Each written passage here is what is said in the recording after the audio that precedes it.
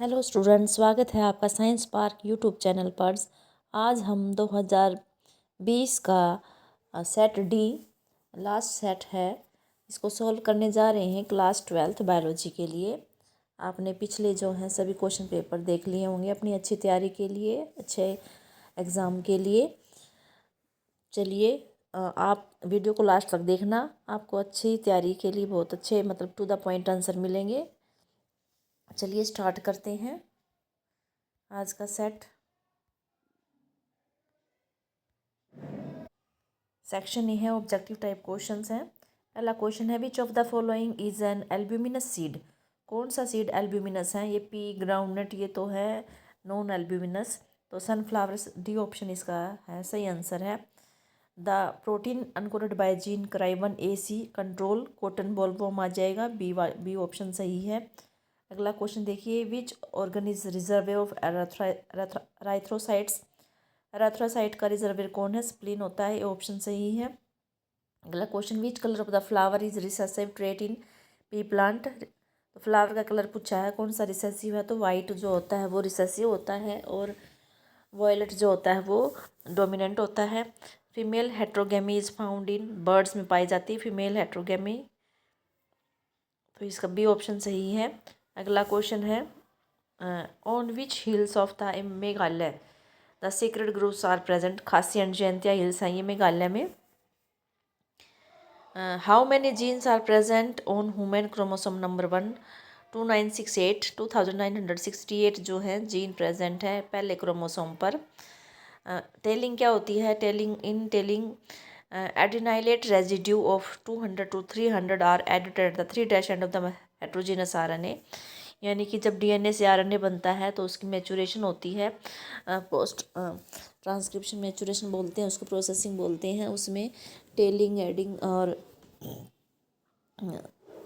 ये टेल में क्या करते हैं 3' एंड पे एडिनाइलेट रेजिड्यू ऐड कर देते हैं 200 से 300। तो हेट्रोजीनस RNA पे मैसेंजर RNA होता है तरह से। अगला क्वेश्चन है which can be used as a indicator of the industrial pollution. तो लाइकेन है, ये पॉल्यूशन का इंडिकेटर होता है। अगला क्वेश्चन है Hugo de worries worked on which plant for mutation. Evening primrose है, इस पे उसने काम किया था। अगला है GIFT गिफ्ट का फुल फॉर्म बतानी है, गैमेट इंटरफेलोपियन ट्रांसफर आ जाएगा इसका। The sap of which plant is use to prepare toddy. Toddy किससे मिलता है हमें? पाम के सैप से मिलता है। ये अगले दो क्वेश्चन सिलेबस में नहीं है। अब सेक्शन B स्टार्ट हो गया है, very short answer type questions.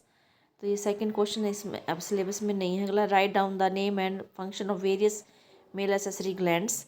देख लीजिए नेम तो देखिए कौन कौन से हैं। सेमिनल वेसिकल्स है, प्रोस्टेट है, बल्बो यूरेथ्रल ग्लैंड्स हैं। ये 3 नाम आप लिख देना। इनके जो रोल है वो क्या है? इनकी तीनों ग्लैंड्स की जो सिक्रेशन होती है वो सेमिनल प्लाज्मा बना देती है। इन तीनों की सिक्रेशन को बोलते हैं सेमिनल प्लाज्मा।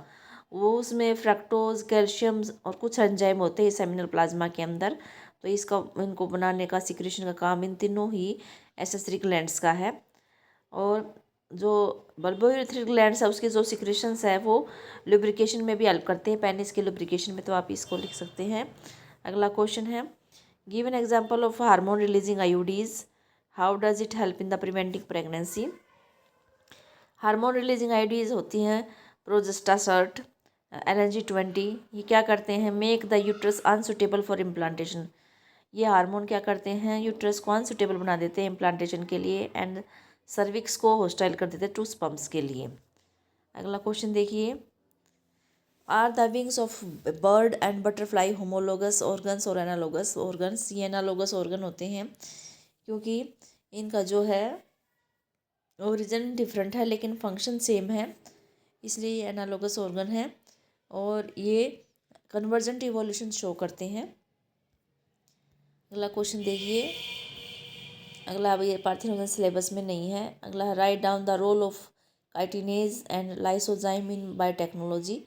देखिए काइटिनेज एंड लाइसोजाइम, काइटिनेज क्या करता है? वो एंजाइम होते हैं ये जो सेल वाल को तोड़ देते हैं फंगस की सेल वॉल को तोड़ने के लिए काइटिनेज एंजाइम चाहिए होता है, और फिर डीएनए को आइसोलेट कर लेंगे। और बैक्टीरिया की सेल वॉल को तोड़ने के लिए लाइसोजाइम एंजाइम चाहिए होते हैं। तो ये दोनों एंजाइम सेल वॉल को तोड़ने के लिए हैं। सेल वॉल तोड़ने के बाद डीएनए को आइसोलेट करते हैं बायोटेक्नोलॉजी में। अगला है, how can bacterial cell be made competent to take up the DNA. कैसे बनाते हैं कंपिटेंट। डीएनए क्या होता है, हाइड्रोफिलिक मॉलिक्यूल होता है, इसलिए वो पास नहीं कर सकता, सेल मेम्ब्रेन के थ्रू पास जा नहीं सकता।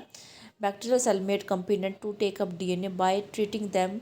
तो कैसे हम उसको कंपिटेंट बनाएंगे बैक्टीरियल सेल को, उनको ट्रीट करेंगे, specific concentration of A divalent cation, calcium cation से कर देंगे, विच increases the efficiency with which DNA enters. फिर उसकी एफिशिएंसी को बढ़ा देंगे जिस एफिशिएंसी से वो डीएनए एंटर करेगा through the pores in its wall, उसके पोर में से एंटर करेगा। Recombinant DNA can then be forced into such cells by incubating the cells with recombinant DNA on ice. फिर उसको रिकम्बिनेंट डीएनए के साथ फिर उसको आइस पे रख देंगे, फिर हीट शॉक मेथड देंगे 42 डिग्री पर, फिर दोबारा से आइस पे लेके आएंगे। तो इससे क्या होगा, वो बैक्टीरिया आसानी से रिकम्बिनेंट डीएनए को ले लेता है। इस तरह से उसको कंपिटेंट बनाते हैं डाइवेलेंट कैटायन के साथ ट्रीट करके, और आइस, हीट शॉक आइस, इस मेथड से उसको कंपिटेंट बना देते हैं। वो आसानी से फिर डीएनए को ले लेता है।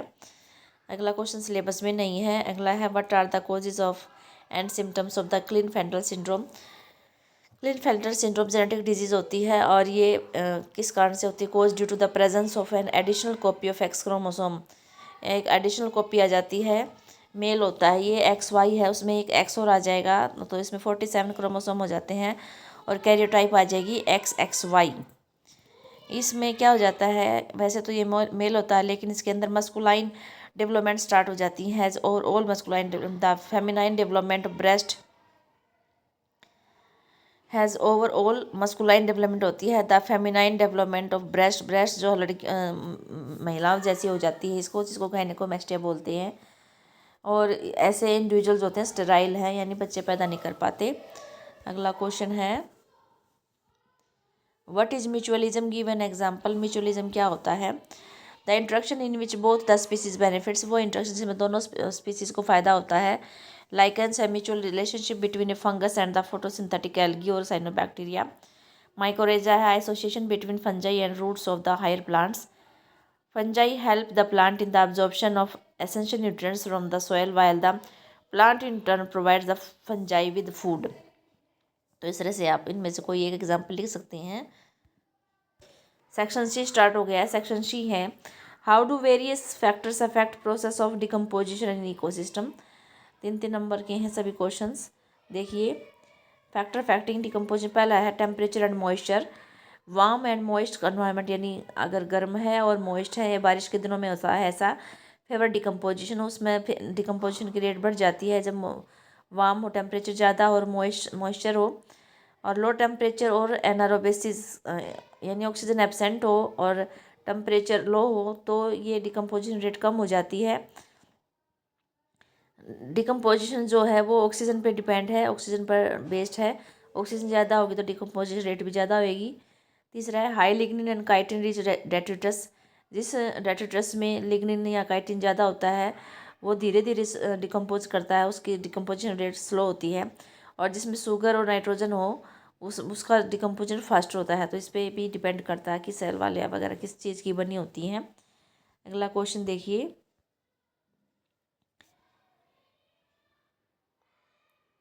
What is triple fusion, where and how does it takes place, name the nuclei involve in the triple fusion. ये देख लेते हैं। Fusion of male gamete and 2 polar nuclei is called triple fusion. What is triple fusion का answer हो गया है, यानी male gamete है, 2 मेल गैमिट में से एक मेल गैमिट जो है पोलर न्यूक्लियाई के साथ फ्यूज करके ट्रिपल फ्यूजन बना देता है। ये बीच में सेंट्रल सेल होती है उसमें होता है। और जब पोलन ग्रेन जर्मिनेट होता है तो पोलन ट्यूब में 2 गैमेट आते हैं। 2 गैमेट में से एक मेल गैमेट इसके साथ बाइंड कर जाएगा पोलर न्यूक्लियाई के साथ, और फिर ट्रिपल फ्यूजन हो जाएगा। 3 न्यूक्लियाई इसमें इन्वॉल्व होते हैं, एक तो मेल गैमेट्स का और 2 पोलर न्यूक्लियाई के। दूसरे साहब इस क्वेश्चन को सॉल्व कर सकते हैं।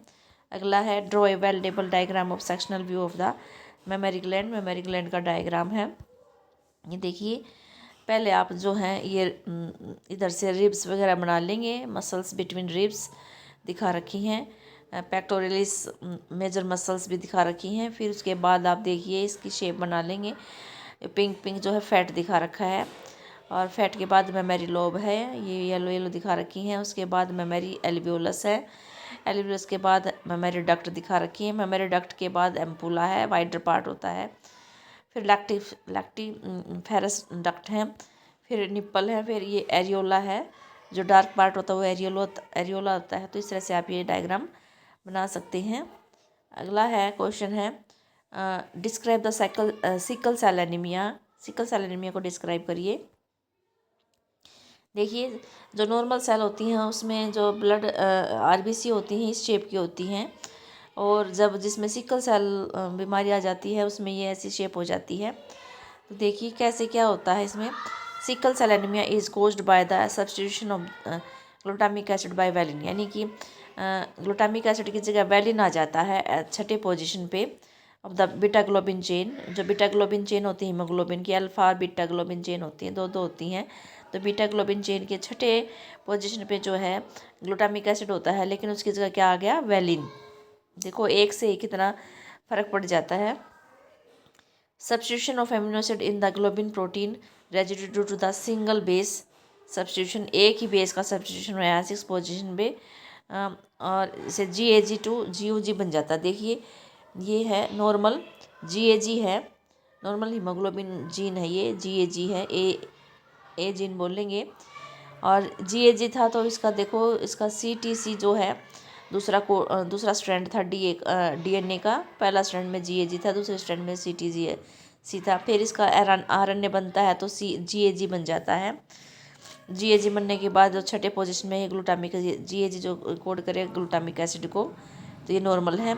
लेकिन इसमें क्या होता है देखिए, जो DNA का फर्स्ट स्ट्रैंड था वहाँ एक ही जगह क्या आ गया, टी आ गया, थाइमिन आ गया। एडिनाइन की जगह थाइमिन आने से जो नीचे वाला CAC बन गया। ये CAC से क्या बनेगा, mRNA GUG बनेगा। GUG किसके लिए कोड करता है, वैलिन के लिए करता है। तो इस तरह से ये वैलिन हो जाएगा। The mutant haemoglobin molecule undergoes polymerisation under low oxygen tension. Low oxygen tension के कारण इसकी पोलिमराइजेशन हो जाती है और शेप चेंज हो जाती है RBC from biconcave disc to elongated sickle cell structures. तो इस तरह से ये जो है सिकल सेल एनीमिया हो जाता है। अगला है describe the latitudinal gradient pattern of the biodiversity. The latitudinal gradient of biodiversity is the most well-known pattern of the species distribution across the globe. In general, species diversity decreases as we move away from the equator. क्योंकि equator पे ज़्यादा होती है biodiversity, जैसे हम equator से दूर जाएंगे, पोल की तरफ जाएंगे तो बायोडाइवर्सिटी कम होती जाएगी।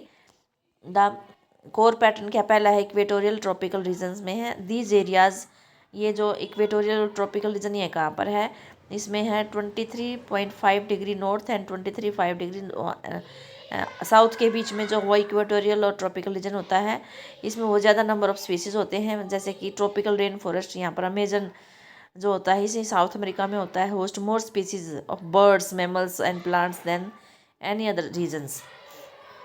टेम्परेट एंड पोलर रीजन्स कौन सा कहाँ पर है, एज लैटिट्यूड इंक्रीज, जैसे लैटिट्यूड इंक्रीज हो जाएगा the number of species drops हो जाएंगे, कम होते चले जाएंगे। Regions like the Arctic and Antarctic have the lowest species richness, वहाँ पर ठंडा इलाका होता है और बहुत कम स्पीसीज होते हैं।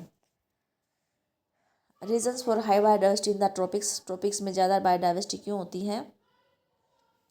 Speciation is a function type unlike the temperate region which were subjected to frequent glaciation in the past. Temperate regions में क्या होता है, वहाँ पर बहुत ज़्यादा ग्लेशिएशन होती है। Tropical latitude have remained relatively undisturb रहता है फॉर मिलियंस ऑफ ईयर्स, और अनडिस्टर्ब है इसका मतलब स्टेबल है।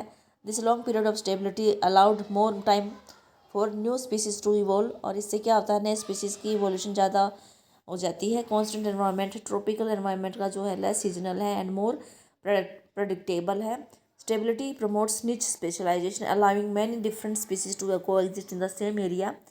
Solar energy, the tropics receive more direct solar energy. This leads to higher productivity, more plant growth, which can indirectly support a wider variety of animals and complex food webs। यानी कि यहाँ पर solar energy भी ज़्यादा आ जाती है, temperate region की अपेक्षा यहाँ ज़्यादा आती है, और ज़्यादा आएगी तो जो प्लांट है वो फोटोसिंथेसिस ज़्यादा करते हैं, फूड ज़्यादा बनेंगे, यानी प्रोडक्टिविटी ज़्यादा होती है। जब प्रोडक्टिविटी ज़्यादा होती है तो अब स्पीसीज रिचनेस अपने आप बढ़ जाती है। तो इस तरह से ये क्वेश्चन हो जाएगा। इसका देखिए एग्जाम्पल दे रखा है, एग्जाम्पल बर्ड स्पीसीज़ का दे रखा है। कोलंबिया में जो है इक्वेटर के पास तो है 1400 स्पीशीज़, न्यूयॉर्क में 41 डिग्री में 105 स्पीसीज। देखो इक्वेटर से दूर चले गए तो ये कम हो गई है। ग्रीनलैंड में है 71 पॉइंट एज ओनली 56 स्पीसीज़। तो इस तरह से इक्वेटर के पास जो ज़्यादा स्पीसीज बर्ड की हैं। अगला क्वेश्चन देखिए, ये यूट्रोफिकेशन सिलेबस में नहीं है। What is activated sludge, what kind of treatment is given to it.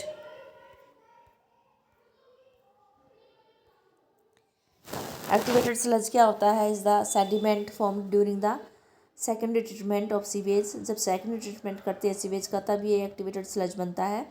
After the sewage has been aerated in large tanks, जब इस सीवेज को लार्ज टैंक्स में डालते हैं और एयर भी डालते हैं, पंप करते हैं, एरोबिक बैक्टीरिया जो होते हैं वो ग्रो कर जाते हैं, उनकी ग्रोथ बहुत ज़्यादा बढ़ जाती है। इन टू मासिस, उसको बोलते हैं flocs mesh like structures of bacteria association with fungal filaments. This microbes consumes the majority of the organic matter, ये माइक्रोब्स कर लेते हैं ऑर्गेनिक मैटर को consume in the influent significantly reducing the BOD को reduce कर देते हैं। Once the BOD is reduce the effluent is passed into the settling, फिर उसको सेटलिंग टैंक में भेज देते हैं। Where the bacterial flocs are allowed to sediment, वहाँ फ्लोक्स जो है नीचे बैठ जाता है। This sediment is called the activated sludge. Treatment कौन सी देंगे इसको? टू मेन पाथ है। इनोकुलम है, small part of the activated sludge is pumped back into the, कुछ पार्ट तो उसको एरेशन टैंक में दोबारा भेज देते हैं उसको, वो जो कि इनोकुलम की तरह सर्व करता है। To keep the biological process running for the next batch of the sewage. फिर एनारोबिक स्लज डाइजेस्टर में भेज देते हैं। Remaining part major part of the sludge is pumped to the large tank called the anaerobic sludge digester. वहाँ पर क्या होता है, एना एना एनारोबिक जो बैक्टीरिया है वो एरोबिक बैक्टीरिया को डाइजेस्ट कर देते हैं, और फंजाई को जो स्लज में प्रेजेंट होता है। बाय प्रोडक्ट क्या बन जाता है? डाइजेशन के बाद जो मिक्सचर ऑफ गैसेस बन जाती हैं, जिसमें कि methane, hydrogen sulphide, carbon dioxide होती है, इसको मिक्सचर को बायोगैस बोलते हैं, और इस सोर्स ऑफ एनर्जी की तरह इसको यूज़ करते हैं। जो रिमेनिंग डाइजेस्टेड स्लज है उसको फिर ड्राइड कर लेते हैं and used as manure for agriculture purposes, returning nutrients to the soil. फिर उसको वो सोयल में डाल देते हैं। इस तरह से ये कंप्लीट हो जाएगा। अगला क्वेश्चन देखिए, ये कंप्लीट हो गया है।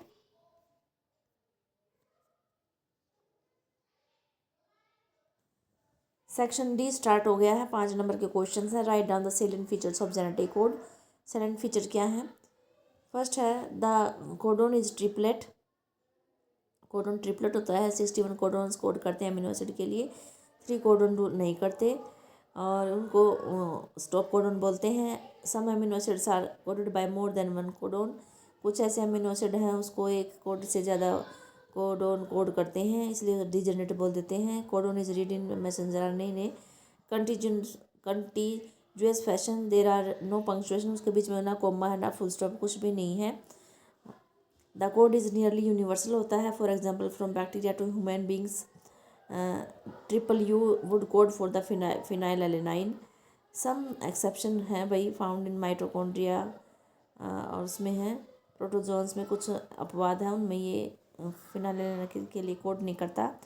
AUG जो है उसके ड्यूअल फंक्शन होता है, एक तो मेथिओनिन कोड करता है, दूसरा इनिशिएटर कोडोन है। जो स्टॉप कोडोन है वो UA AU AG UG, ये 3 स्टॉप कोडोन होते हैं। अगला क्वेश्चन है, इंटरनल चॉइस में दे रखा है, आप चाहे जेनेटिक कोड वाला करना चाहिए। Describe the various method to sequence the DNA in organism. हम DNA सीक्वेंस को कैसे मेथड बताने हैं DNA सीक्वेंस करने के। DNA सीक्वेंसिंग मेथड्स हैं। DNA sequencing is the process of determining the precise order of nucleotides की, हमारे जो DNA में है वो न्यूक्लियोटाइड का ऑर्डर क्या है, किस सीक्वेंस में वो अरेंज है, उसका उनका जानना है। With the DNA molecule to sequence a full genome, पूरे जीनोम को सीक्वेंस करने के लिए researchers generally follow 2 main strategic approaches. पहला है expressed sequence tags, ESTS full और सीक्वेंस एनोटेशन। तो पहला जो है स्ट्रेटजीज अप्रोचेज है, जीनोमिक्स बोल देंगे। एक्सप्रेस सीक्वेंस टैग्स क्या होता है? This method focus on identifying all the genes that are expressed as RNA, यानी जो आरएनए बनाए और आरएनए से प्रोटीन बनाए, एक्सप्रेस करने वाले जीनोम को सीक्वेंस करना, उसको बोलेंगे express sequence tags. Instead of sequence the whole genome only the regions that code for protein are as sequenced, यानी कि सारे जीनोम को न कर सीक्वेंस न करके सिर्फ उसी सीक्वेंस को उसी रीजन को सीक्वेंस करना जो प्रोटीन बनाता हो, प्रोटीन के लिए कोड करता हो। सीक्वेंस एनोटेशन, ये ब्लाइंड अप्रोच है वेयर द एंटायर जीनोम, जिसमें कोडिंग भी है, नॉन कोडिंग में, सारे सबको सीक्वेंस करना है। पहले सीक्वेंस कर लेंगे, later different regions are assigned functions, फिर बाद में उसको अलग अलग रीजन को जो है फंक्शंस असाइंड किया जाता है। सीक्वेंसिंग कैसे करते हैं? फॉर सीक्वेंसिंग पहले डीएनए को आइसोलेट कर लेते हैं और फिर उसको फ्रेगमेंट्स बना लेते हैं उस डीएनए के रेस्ट्रिक्शन न्यूक्लियस एंजाइम्स यूज़ करके छोटे छोटे साइज बना लेंगे। फिर उसका जैसे कि इलेक्ट्रोफोरेसिस करके उसको सब निकल कर लेते हैं, फिर फ्रेगमेंट्स की फिर क्लोनिंग करेंगे। क्लोनिंग किस कौन से वेक्टर की यूज़ करके कर सकते हैं? आर्टिफिशियल बैक्टीरियल आर्टिफिशियल क्रोमोसोम्स और ईस्ट आर्टिफिशियल क्रोमोसोम से इसके क्या कर लेते हैं? क्लोनिंग कर लेते हैं। फ्रेगमेंट्स फिर क्लोनिंग हो गई है, फिर इसकी सीक्वेंस करते हैं यूजिंग ऑटोमेटेड डीएनए सीक्वेंसर्स की यूज़ करके इसका सीक्वेंस करेंगे। भी कौन सा एडेनाइन का एंडाइन थायमिन का सीक्वेंस का है, इस तरह से इनका सबका सीक्वेंसिंग करेंगे। और ये किस पे बेस्ड है? Work on the principle of the method developed by the Frederick Sanger ने कोई मेथड डेवलप किया था, उसके प्रिंसिपल बेस्ड है ये सीक्वेंस करने का मेथड।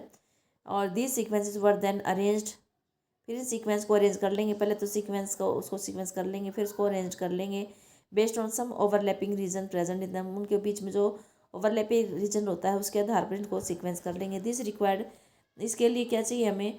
ओवरलैपिंग फ्रेगमेंट को जनरेट करना पड़ेगा सीक्वेंसेस के लिए। Alignment of this sequences was computer based, फिर इनकी अलाइनमेंट करेंगे जो कि ह्यूमन से नहीं होती, वो कंप्यूटर बेस्ड होती है। This sequences were subsequently annotated, फिर इनकी एनोटेशन करेंगे। And were assign to each chromosomes, और फिर वो एनोटेशन हर एक क्रोमोसोम को असाइन करेंगे। तो इस तरह से ये डीएनए वाला हो जाएगा। अगला क्वेश्चन है, how is cancerous cells different from a normal cells? Cancer cell और नॉर्मल सेल में क्या अंतर है ये देखिए।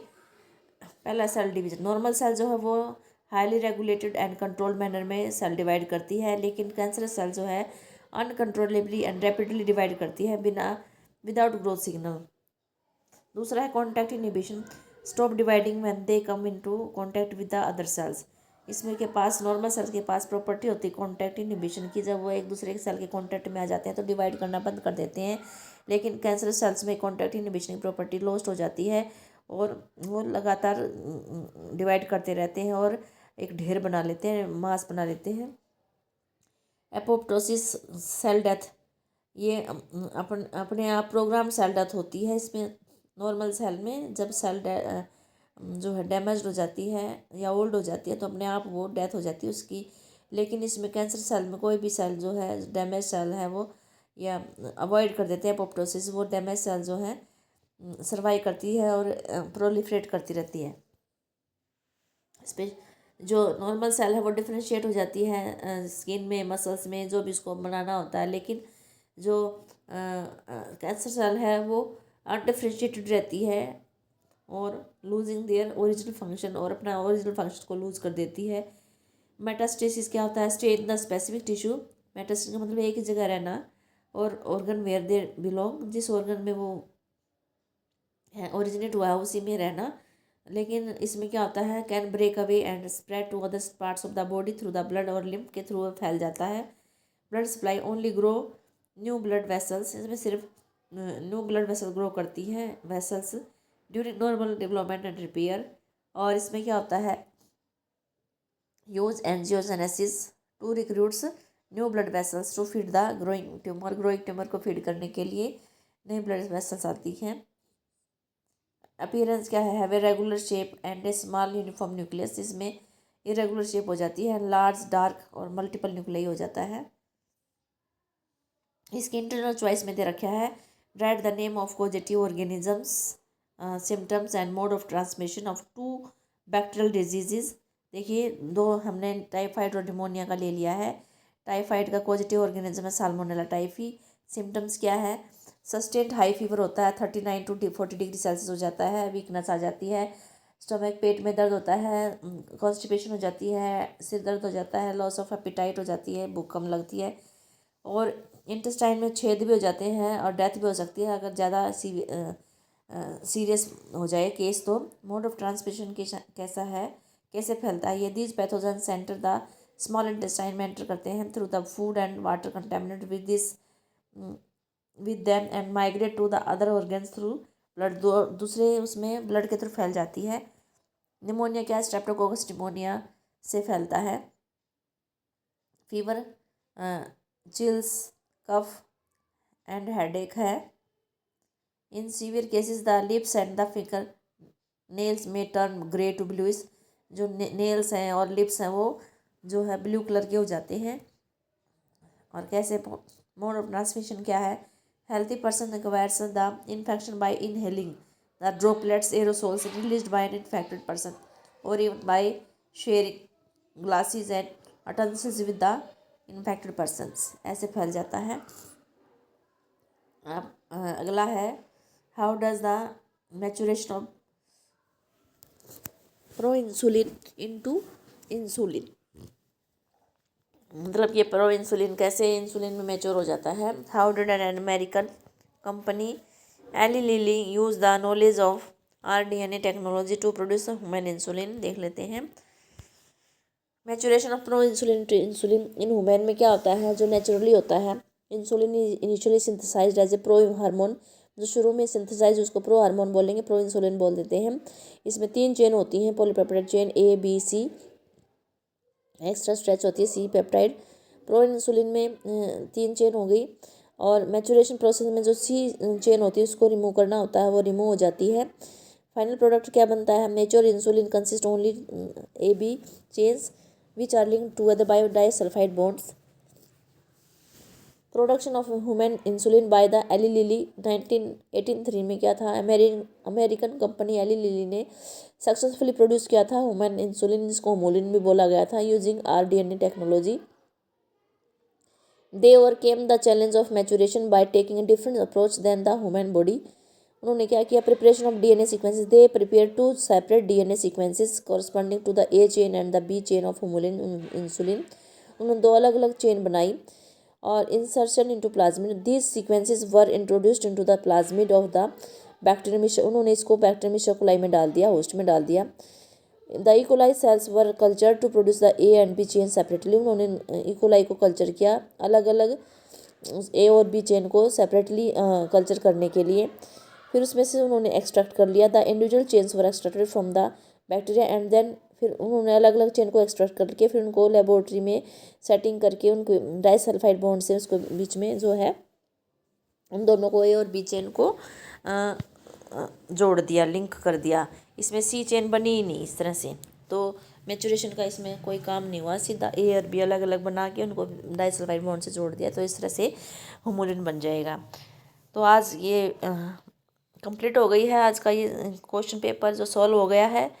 आप अगर को पसंद आ रही है वीडियो तो आप लाइक करें, कोई डाउट है तो ज़्यादा से ज़्यादा कमेंट करें, 12th क्लास के स्टूडेंट्स के साथ शेयर करें, और नए हैं चैनल पर तो सब्सक्राइब ज़रूर करें, और